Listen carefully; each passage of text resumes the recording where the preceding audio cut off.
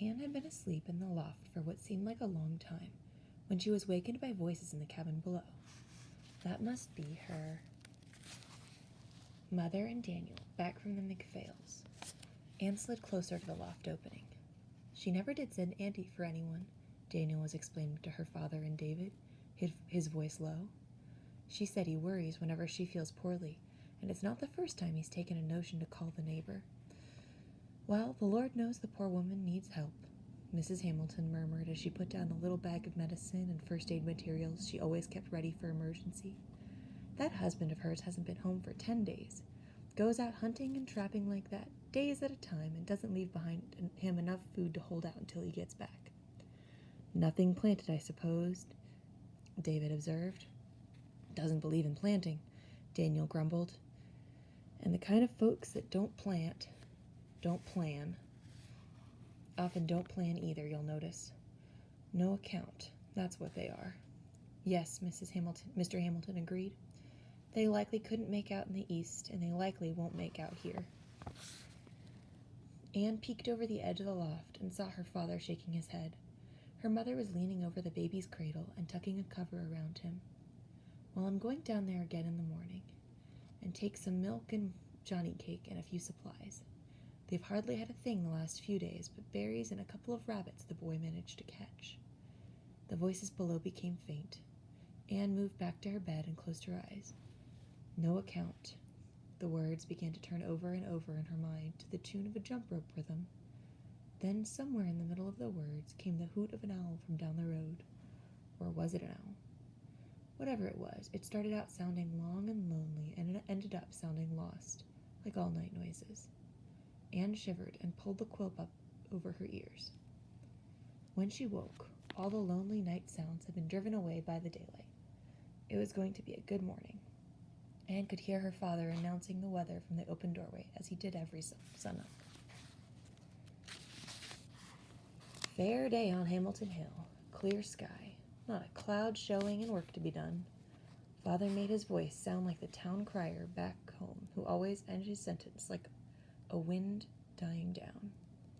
Anne knew there was a chuckle behind his words, and that the right side of his face would be quirked up to the wonderful half-smile that meant he was pleased with the world. At this time of year, he would say, every day of sunshine was gold in your pockets. He would also say, and was indeed at this very moment saying, that sunshine shouldn't be wasted. Anne jumped out of bed and in a few minutes was in the room below, helping her mother ladle out the breakfast mush into wooden bowls. The three men sat in a row on the bench at the table. You could see that their minds were already at work in the fields, and it was hard for them to stay behind. Mrs. Hamilton set the first bowl of mush down in front of her husband. Are you still planning to go down to the McPhails? He asked. Yes, Anne can pick the peas while I'm gone, and shell them and get the potatoes ready and cooking. The baby will nap for most of the morning, and I'll be back by noon. Mrs. Hamilton smiled at her three impatient men. Dinner won't be late, she assured them. After the men had gone to the fields, Mrs. Hamilton packed a basket of food. Be sure to build up the fire, she reminded Anne as she went out the door. Remember, it's a fresh fire this morning, and it won't last long without care. That was probably the most important job of all, Anne thought as she went out to the vegetable patch. She hated to think of her father's face and Daniel's face if she ever let a fire go out and had to call them in from the fields to start a new one. She tied the bottom corners of her apron to her waistband to form a long pocket across her lap.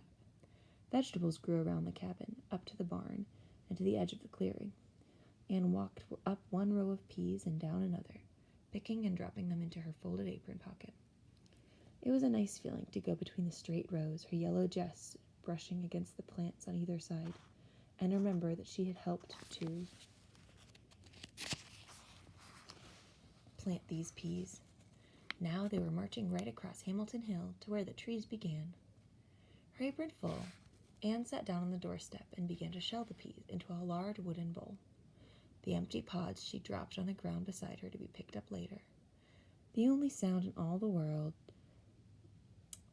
was the snapping of pea pods, until all at once a redbird, bursting out of the forest, broke the loneliness with his whistle. Don't you whistle at me, you redbird, Anne called. I'm much too busy to pay one bit of attention to what you say. All the same, she whistled an answer. The red bird, delighted with the company, balanced himself on a pea vine, ready to go on with the conversation, but a noise from behind startled him into flight. Out of the forest came Andy McPhail, his tousled head bent down, his arms behind him. Even so, there was a kind of swagger to Andy as he made his way up between the rows of peas and came to a stop in front of Anne. "How's your mother?" Anne asked.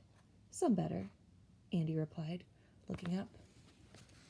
His arms were still locked behind him as if he were hiding something. Whatever it was, he was grinning and seemed pleased about it. "Probably has a snake back there," Anne thought, "and means to scare me." "My mother has gone down to your place," she said, pretending not to notice anything. "Did you pass her?" Andy shook his head. "I didn't take the road. Came through the woods instead." Then, as if he couldn't hold a secret another minute, Andy suddenly brought his hands from behind his back, and there was a wild turkey.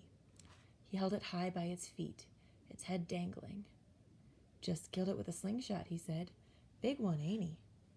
He tried to make his words matter of fact and everyday, but he couldn't keep the pride out. And no wonder.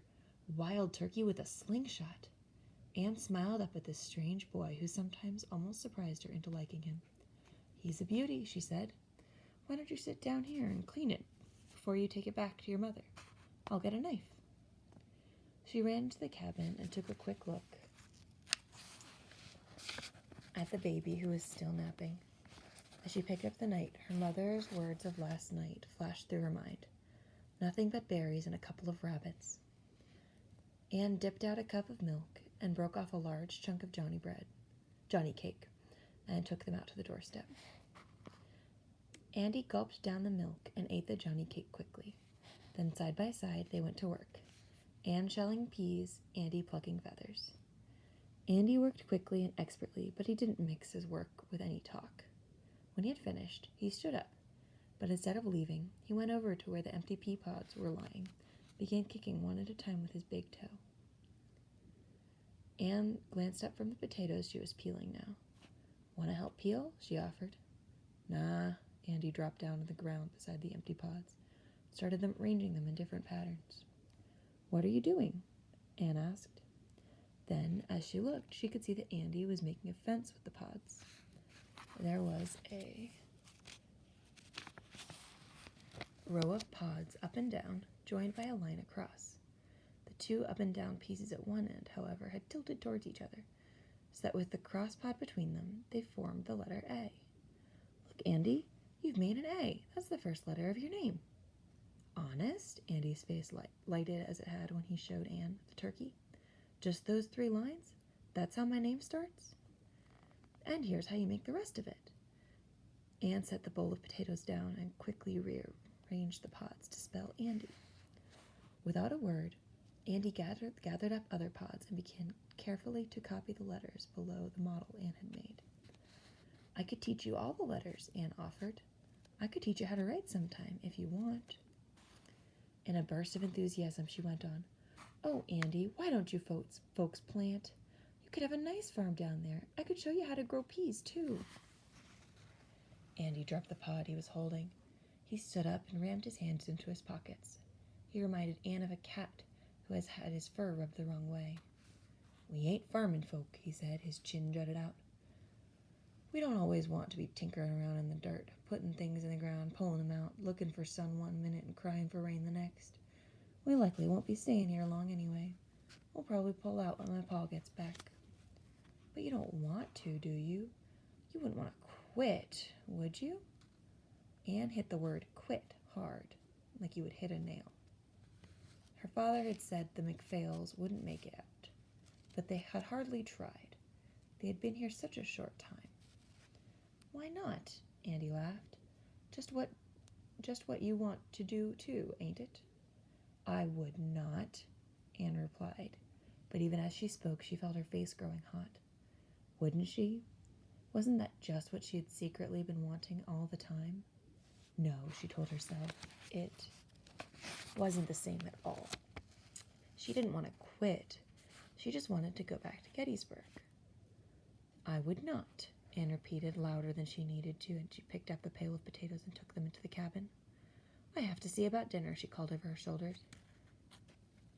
As soon as she stepped inside, she had a sinking feeling in the bottom of her stomach.